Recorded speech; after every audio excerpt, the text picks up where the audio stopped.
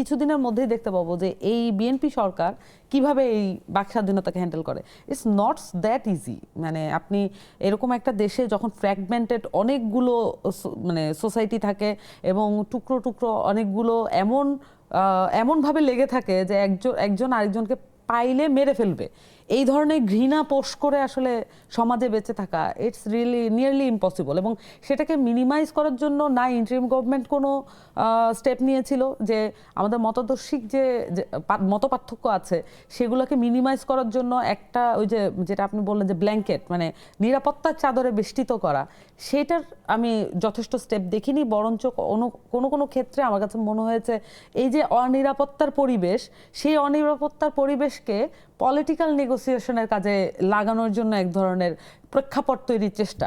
So এইটা খুবই মানে আমার কাছে মনে হচ্ছে যে ডিসঅনেস্টির জায়গা।